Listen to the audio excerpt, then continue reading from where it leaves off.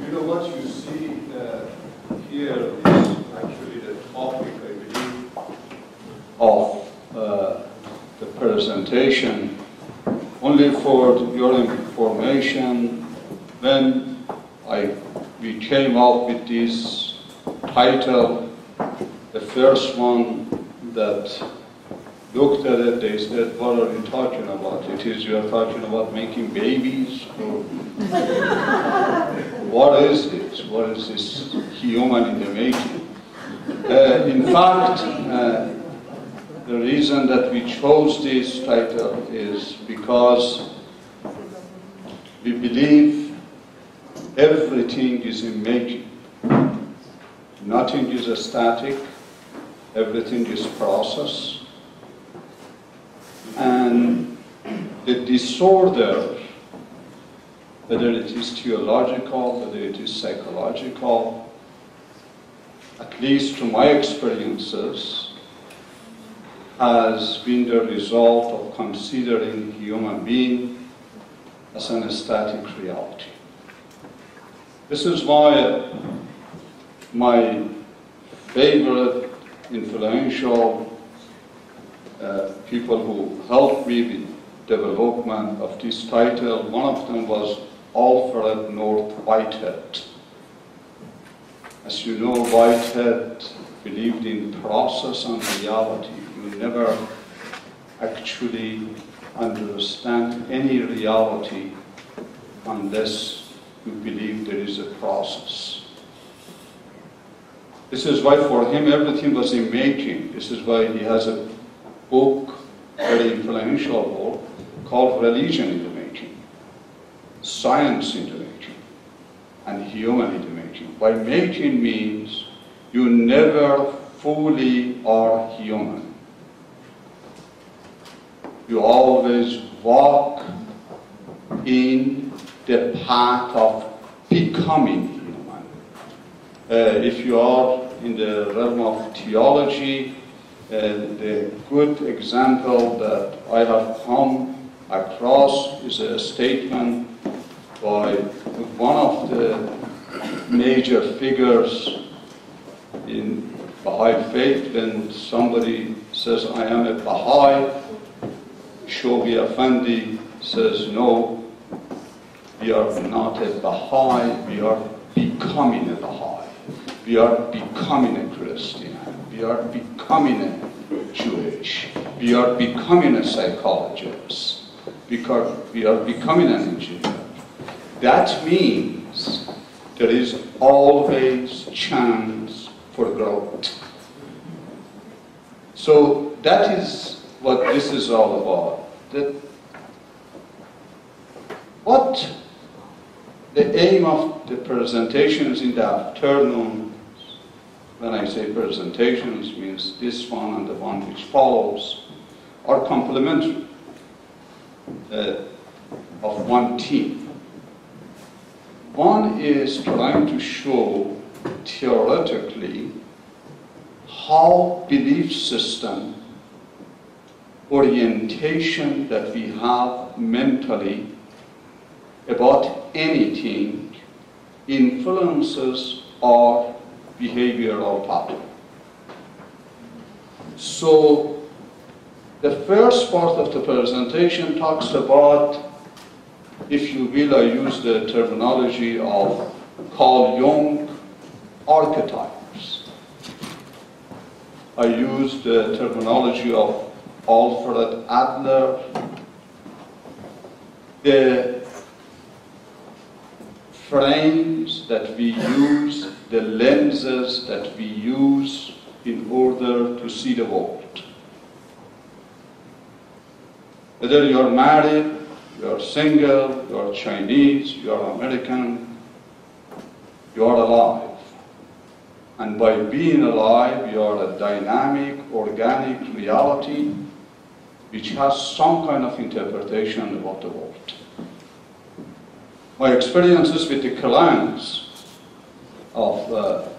I have one of my co-worker in View Heights here present, is that we deal with the people who utterly are known to have the most severe mental disorders. But I never have looked at it as a mental disorder. I have looked at it as a lenses that this person has in order to see the world.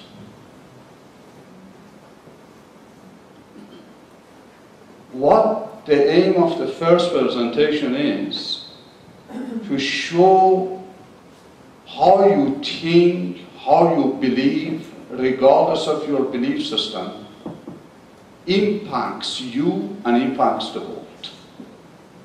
Make sense?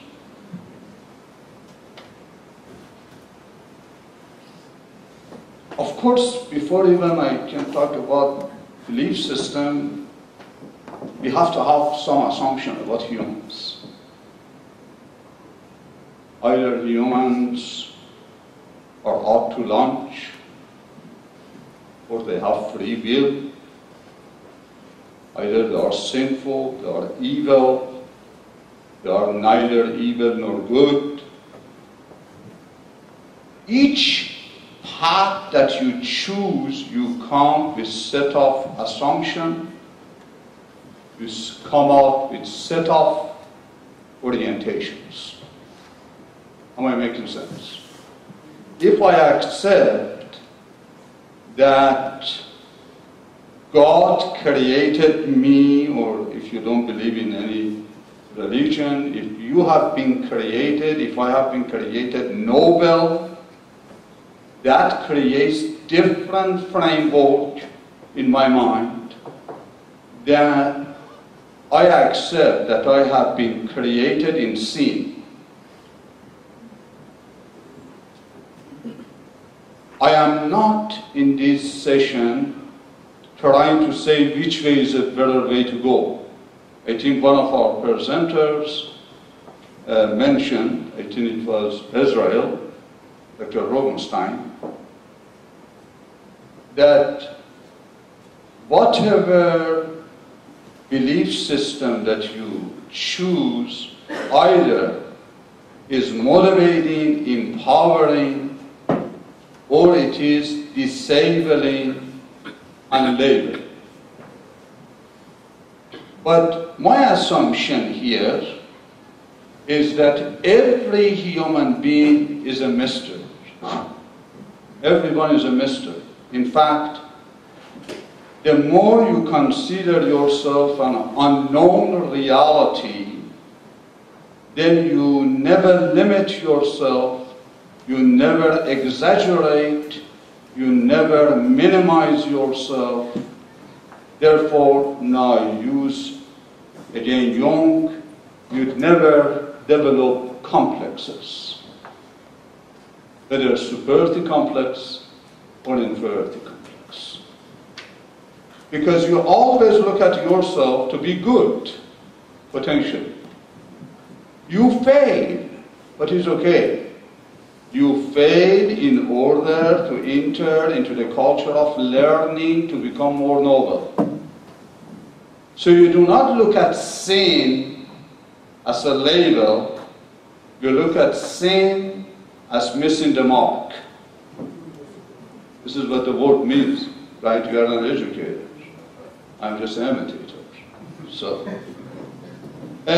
do you see how even a word can make a difference? I'm giving you the nutshell that if you take God made man in his own image, that creates certain worldview.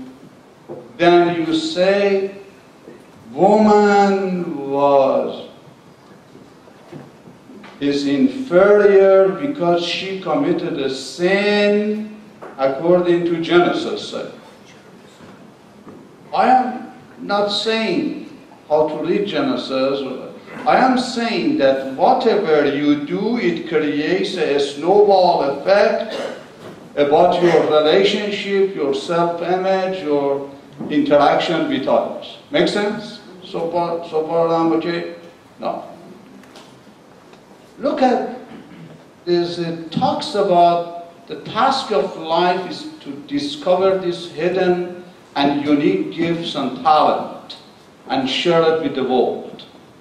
This helps to find meaning in the world. This, I believe, Marjan covered it, especially the finding meaning.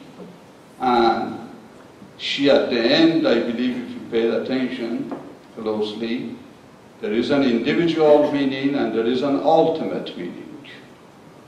And when you consider ultimate meanings, sufferings have different interpretation. Do you see the worldview? Therefore, rather than nagging, complaining, blaming, see the worldview. You actually say it is an opportunity for growth. I was chained in order to free other prisoners from the chain. Therefore, yes, he has captured me, put me in a prison, but the moment that I react, I become one of him, one of them. But the moment that I go higher, and I create an archetype for him to follow rather than I to follow him, therefore I have created meaning. This is done through individuation, differentiation from others. These are psychological terms, but it is easy to understand. Both of them means that I first have to accept I am a whole being, I am on my own, can think, can feel. This is why individuation means. Individuation comes from two words, not divisible. You are not your feelings, you are not your thoughts, you are not your actions, you are not your culture, you are not your religion, but all of them influence you. Makes sense? Differentiation again means that you are unique. There is one person in the world who is like you, and that is you. So the moment that you understand that, you start to find a personal meaning in your life. And then Adler and Moribund, independent investigation of things free from imitation and blind obedience to anyone or anything. The more you investigate on your own, the more you have individuation, the more you have a self-strength, the more you decrease hypocrisy within you, the more you are interested in what that person thinks about you, what that person honors you. You are only concerned about the higher reality of the impacts that you will bypass. The role of society is to provide a multi-dimensional context, environments that become agent of motivation and empowerment for individuals. So society, organizations, schools, church, religion, science is not really what defines you. It is a means, it is an instrument. You are not your degree, Dr. Rubinstein. You are not your title. You are not your diagnosis. You are above them and beyond them. You are not a Baha'i, you are not a Muslim, you are not a Jew. These are all different instruments to see the world. So the moment that they become the end, you become the prisoners. Then you lose differentiation. Then you lose cooperation. Make sense? You see where are we going? And I want to just show you that these are not religious concepts. These have been there from the time of Plato, if not earlier. And humankind has been creating disorder because they have not been able to understand the balance between individuation and togetherness. Makes sense? Now, let's move on. What is belief system? I use that how we think as the best way, and that is by John Dewey, your best friend in the realm of education. A set of ideas, mental maps, theories, philosophies, doctrines, views, name it, that helps the person to create his or her own lifestyle and relate to the world. There is not a single person living on the face of the planet that doesn't have a worldview. He sees the world one way, it is not your way. That's too bad, huh? That also is a worldview. See, it is too bad that the people don't see the world the way that I see. But I like everybody to see the world the way that he sees. See, there's a worldview. So, by relating to the world is meant to understand, interpret, and connect to one's own true self, others, and universe in general. When they ask you, what do you think about life on Mars? You say, I think there may be some people. You say, I don't know. You say, I have to find out. These are all worldviews. You didn't say about anything about Mars. You just said what you think about the existence of creature on Mars. Look at it. How you view yourself is very important. If I feel I'm an inferior guy, don't you think I have one set of behavior, then I feel I'm a superior guy. I have another problem. Look at now a worldview of, say, Adler. It's good to feel inferior, but please do not be inferior. What does that mean? By inferior means other. See interpretation. Means that when I look at the path of excellence, the path is so high that whatever step I take comparing to that goal, I have not done anything. But the moment you say, I am inferior, that means that you never looked at the excellence. You thought it was the end. See, the word itself created worldview. This is why you never feel superior, you never feel inferior. You always walk in the path of excellence. Make sense? Now, to urge for connecting to the universe is to become able to find meaning. See, again, apparently Marjan wrote these things. This is why she didn't have her own PowerPoint. She wrote it. Find meanings in everything and at the same time become an active participant in the continuous process of search for the ultimate meaning. This is a bad thing for after lunch, right? But don't worry. Everyone has a belief system. I think we covered that. Belief system, look at the second one, is a lens, glasses, frames, means through which one discovers himself and the world around him or her. Without a worldview or a theory, the individual cannot find his or her own place in the universe. I may be wrong, but at least all of the people that I have had privilege to serve during these past 3-4 years, that has become a very dominant factor in why they do not feel content. But think about it. Now, theoretical qualification. Theory helps the individual or the group to bring unconscious reality into conscience. This is by your friend Jung.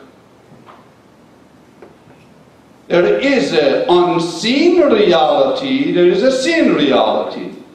You need to use a theory orientation that helps to bring the unseen into the world of seen. Your unconscious world into the conscious world. And according to Jung, the healthiness of an individual is how that unconscious becomes conscious, actually. It's okay. Nothing is more practical than having a most suitable and universal theory that respects diversity. You need a theory that while maintains individual freedom, individual nobility, at the same time can create a universal environment for everyone to benefit from the same thing. So the value of a theory is determined by how universal it is. Immanuel Kant. When Kant was easily 40, it was late 1700, and he said that, if you want to know whether you are doing a moral act or your viewpoint is a correct view, relatively speaking, ask yourself, if everybody in the universe wants to do it, what happens? This is important. There is some problems with what Kant said, but that statement is, the more universal, the better. Make sense? Because if it is universal, you are included. If it is only you, maybe your neighbor even is excluded. Make sense? Now, what is meant by a suitable theory? A theory which concerns itself beyond good and evil. So there is no such a thing as an intrinsic good or intrinsic bad theory. You know what does intrinsic mean? The cup is neither good nor bad. Make sense? Your title is neither good nor bad. This is why Nietzsche, you know Nietzsche was a good guy, kind of, huh? Wrote a book, Beyond Good and Evil. This is why all of the religious institutions who came after Renaissance, they started questioning the consequential morality. You do this, you go to heaven. You don't do that because you go to hell. It didn't say anything about the nobility. It thought about the consequence. This is why some people became very wise, such as that poet, famous poet Khayyam. He said that, how about if we give you the heaven and earth in this world, then what are you going to do? Because your whole philosophy of good and evil is that you do good, you go to heaven. So the good deed in itself didn't have any value. You are nice to me because I look like a bad guy. You are nice to me because Jesus said, I give you some gift when you come other side. Make sense? Or you do not like something because of the consequences. What it says is that you do things because they are good. What do you mean? That means everything is a utility. Nothing in itself has any value. That was another thing that I got from Marjan. See, I was listening, I wasn't sleeping. By itself, you are in the present. Being in the present by itself doesn't say anything. You can be a thief, you be in the present. You can be a killer, you can be a victim of aggression. So you do not judge the prisoner by just being in the present. You do not judge a client when the client comes and I say, He said, this is, I said, oh, this is exactly like the other guy who I saw last month.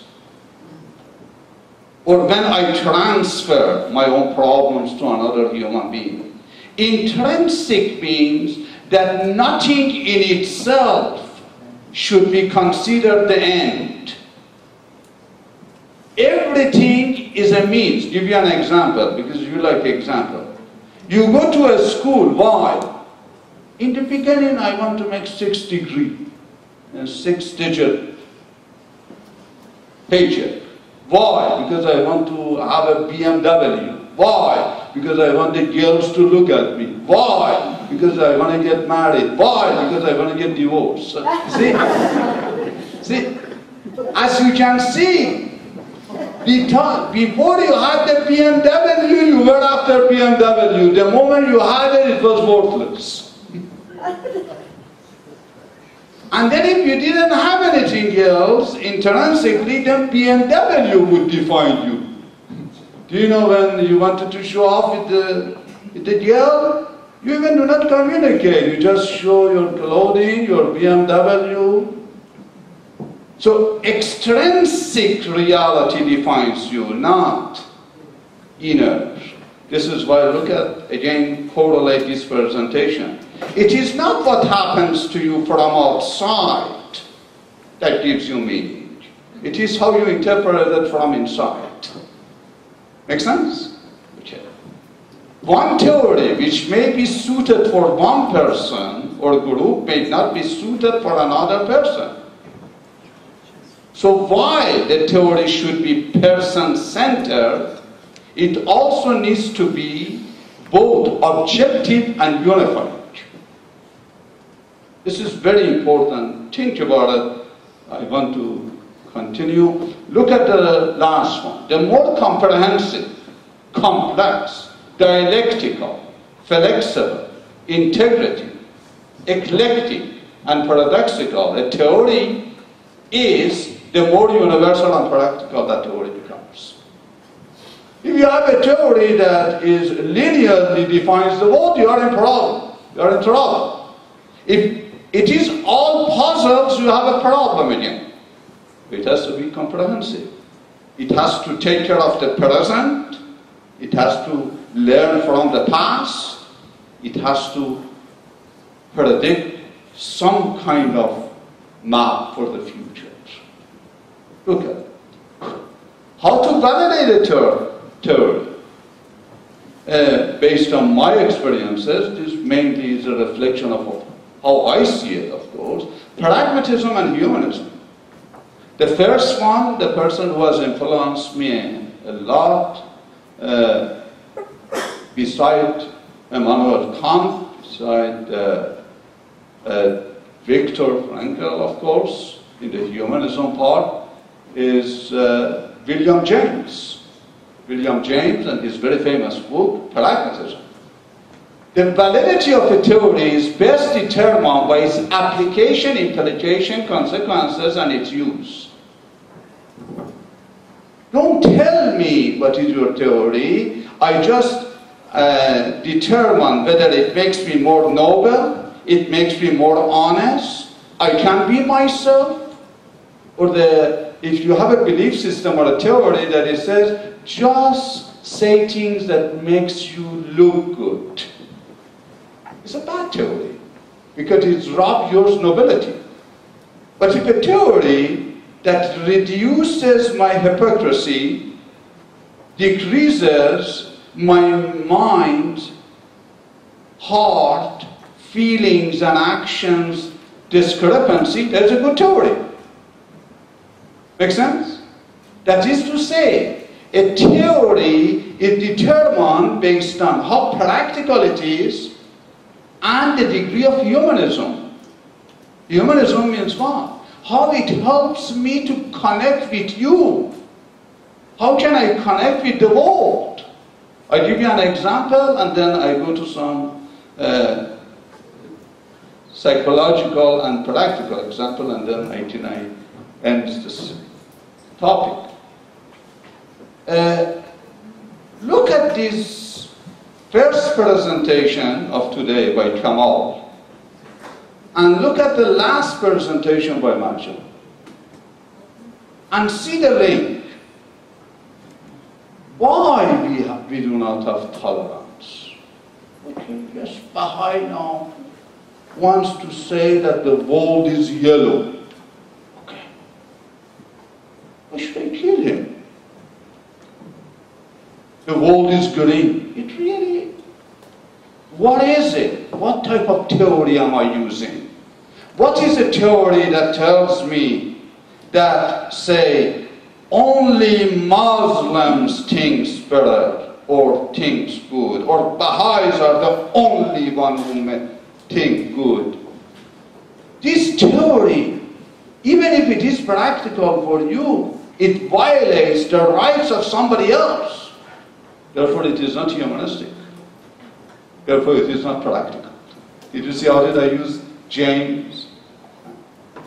It means that your theory is the one that while it maintains the same nobility for you, does not violate your rights as a human being, would not violate anybody's right of expression of values.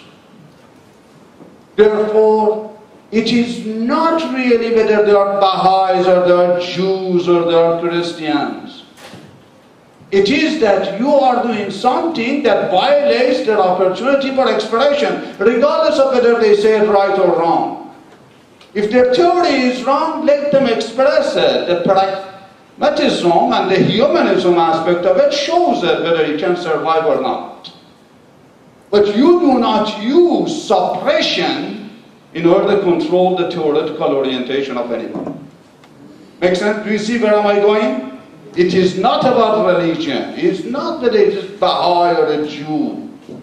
It is every human being has to learn on his own about his own theoretical orientation. If it is wrong, let it be wrong, because there is no right, there is no wrong. It is what is the most suited theory. In the 21st century, what is the most suited theory to unite the world? We do not even concern ourselves with religious aspect of it or scientific aspect of it. Make sense? I'll give you now some example. Greed. You know greed. That is the name of who? Greed is neither good nor bad. Or you think it's bad? Depends. If I'm greedy for excellence, it's bad. I want to go post-PhD and then post-PhD until I die, it's bad. So I want to be rich, it's bad. But it still seems nothing bad. In fact, many current theological system, they say work is worship, wealth is good, go after it, become more richer. Don't they say? But it is bad when it becomes what? When I use it in order to suppress somebody else. This is if you say, I'm humble, everything is okay. Okay, what is your plan? I just want to live a casual life. That person is a very spiritual guy, huh? He has to see some psychologist. So spirituality doesn't mean do not strive for excellence. Then to have a good car, yes, have a BMW, but do not let BMW to define you. Do not use BMW to impress that woman. Do not try, your identity does not become your house. So greed is, and this is a very, by the way, powerful example of James that is used in it, William James. But I give you another. Religion. When it is used as an instrument and tool to uphold individual dignity and universal unity, then it is praiseworthy. See, I didn't say it is good or bad. Because good and bad is an implication. When it is used as a means to promote fundamentalism, fanaticism, terrorism, labeling, denying, and so forth, then it is unworthy and unhealthy. Believers, see the terminologies, believers, non-believers. We already made a division. Look at it. Chosen ones. You are the chosen ones. That means what? That means you were lost. You were not chosen. You were asleep. Holy ones. Means one, the people who have holes in them, huh? No. Holy ones. See, these words, the moment you choose it to differentiate, I am better, I am more exalted, then that instrument has been used wrongly. Because the aim was to connect, now you disconnect. Look at these words, disconnect. Super infidels. What are the infidels? What are the infidels? The person who doesn't share your belief system. See, again became divisive. So it's not suited, it's not correct. That is. Look at it. I go on, I go on, I go on, I go, the time is, what happened? This is good. The Jewish Nazi Germany, what did they do? Last week, in fact, last weekend I was in Washington, D.C. I went to this U.S. Holocaust Memorial Museum. When you look at it, it was an orientation that brought this whole thing. It was a worldview. It was a belief system. So the belief system actually caused genocide. Look at it. A state of deception by those holding power. It was a belief system, political belief system, religious belief system that caused so much pain and suffering. Look at the plight of the Baha'is, Kurds, Serbs in different parts of the world. These are all religion, by the way. But it is not religion that caused these. It's not Islam. It's not Judaism. It's not Christianity. It is how it was used. You see, this is why we call it psychology of use. Alfred. I give you one more. Why it is important to learn about one's own belief system as well as the belief system of others? Because you learn from the pains of the past. And you try to create a future which is in making. You just do not go into the museum and come back and say, oh, finished, now let's go to another museum. Make sure you do not create another museum with the same characteristic of this museum 20 years down the line. Makes sense? Now look at understand the dynamics of mistaken belief system or theories that preach and or exclusivity of rights and privileges to certain class or group of people, creating a new universal belief system that remembering the past will enable and empower us to not to allow it to happen to anyone again. Make sense? I am 2 minutes finished. Look at this passage, I like that. You are my witness. It doesn't say I'm your witness. Have you ever, you say God is my witness, have you heard that? And Jesus says you got it all wrong. You are my witness. Strive to become the living martyrs, Baha'u'llah, the founder of Baha'i faith. Be the change that you want to see in the world, Gandhi. You see that how it enables you? Consider the impacts of your acts on the whole world. Look at this belief system. Being a witness is an active role, not a passive one. It means standing up, speaking up, and taking actions when we encounter injustice. It also means educating others about the importance of confronting hatred, preventing genocide, and promoting human dignity. This is actually from the Holocaust Memorial Museum. And last but not the least,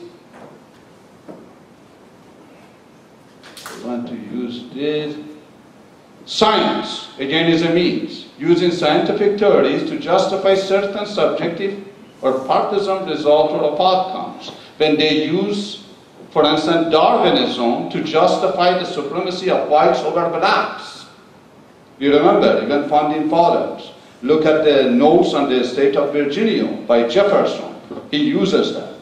When you use socialism or Marxism in order to reduce or abolish individual creativity and growth, when you use capitalism in order to promote individual greed and ignore social interests. These are all worldviews if you look.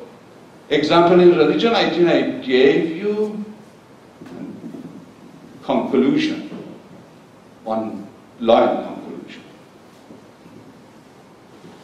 Rather than fighting over belief systems, we need to find a theory that upholds our own dignity as an individual and allows everybody else in the world to share the same privilege.